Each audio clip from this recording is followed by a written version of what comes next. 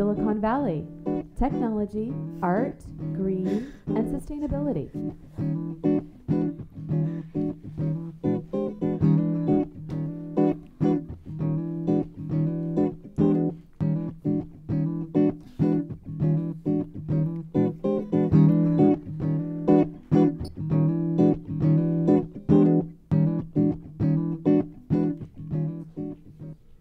Welcome to another episode of Silicon Valley Tech, Art, Green, and Sustainability.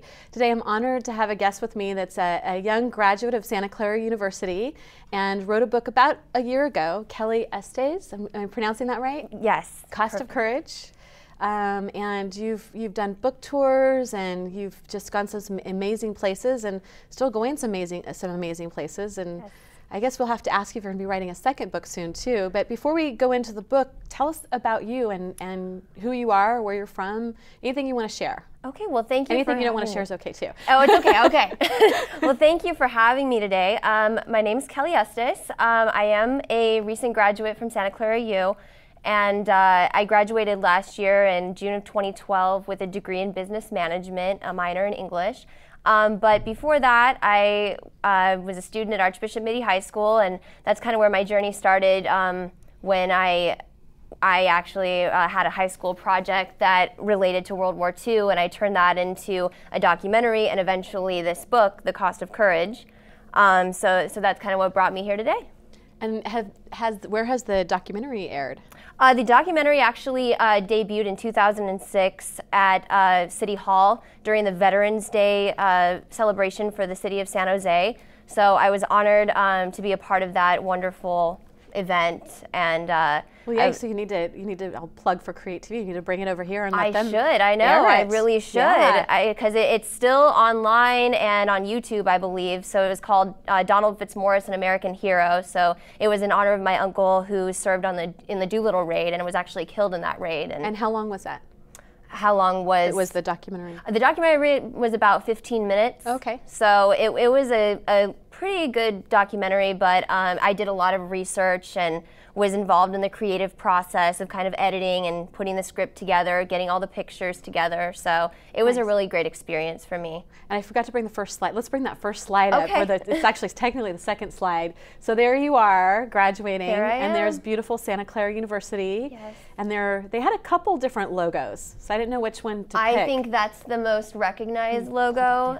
But yeah, there's me on graduation day. And actually, graduation day, 2 days before I graduated, my book was released. So it came out on Amazon, Barnes & Noble, and everywhere else. So that must have been a great accomplishment for you and for the university as well. Yeah, it was really exciting, and I'm not sure if... I don't know how many students actually publish books when they're graduating. That's what I was thinking. It was probably unprecedented. So it was really, really interesting, but a lot to juggle at the same time. You know, senior year, the book's coming out, and it was an interesting experience. Papers and a book at the same time. Yep, all good times, all good fun. But yeah, it's definitely a very memorable time. So tell us more about the book. Okay, so and let me hold that up too. I don't know if they did they already get a close up of this? I'm not sure.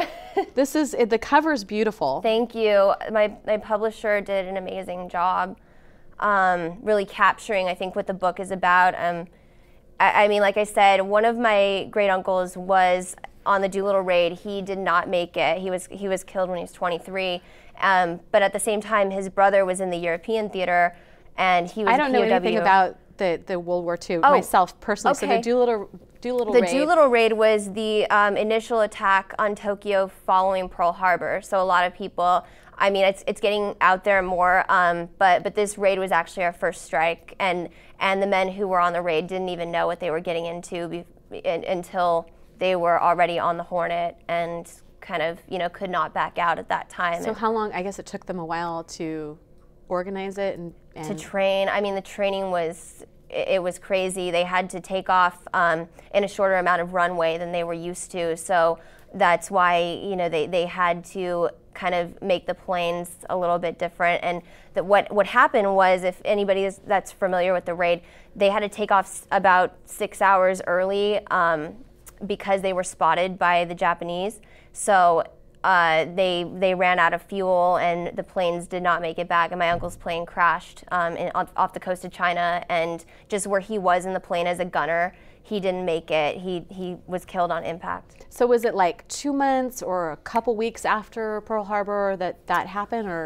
The Pearl Harbor was December 7th, and this raid took place on April 18th, 1942. So it was like 4 months almost. Mm-hmm. Yeah. Not quite. Yeah. Yeah. So I kind of capture a lot of that in the book, and also go kind of through the story of my other uncle who was a POW in Berlin, and Wow. Yeah. So I mean, he had a story, but it's really just loosely based on that because I've done a lot of work with veterans who have PTSD, and that's been kind of my work for the longest time. So really knowing. So I was going to ask you what inspired you. Is that what inspired you then? Yeah, I mean, a lot of my work with veterans, I had never intended to turn this story into a novel. It was never my intention. Even I kind of wrote this just for myself. And so were you just journaling and then decided? Yeah, journaling on your talking with these folks that you were. I never really, specifically wrote anything down from when I was interviewing vets for my own work with the county. It just kind of was there, and you're dealing with a lot of people's stories, a lot of people's pain, and you have to be able to process that too. So I think that I kind of started writing this book just to get it out there, because a lot of people have gone through a lot of things. So it's not just my uncles and my family, it's everybody. And that's what I think this book appeals to is pretty much everybody. So you were volunteering, and then with your uncle stories, that's what inspired you then? Yeah, well, I mean, that the fact that I started doing this, I started dealing with their story in high school, and a totally separate thing of mine was volunteering for the county. So I started out in youth task force, and then I moved into becoming an appointed commissioner. And I decided that there's probably a lot more we could do for vets, because I saw. So you were a very ambitious high school student. Yeah, I mean, I definitely didn't have a whole lot of downtime, but I just saw how, the story impacted my uncle's life, and really told the story of somebody who didn't make it back as well. And I thought that maybe I could do that for more people, just kind of caring and seeing what are their needs and what can we do as a community to help them. So my next question is kind of 3 parts. Okay. So how long did it take you, the process, what was the process, and then the kind of research you did for the book? So you can answer those in any order you want, but what was the process, and then how long did it take you, and so.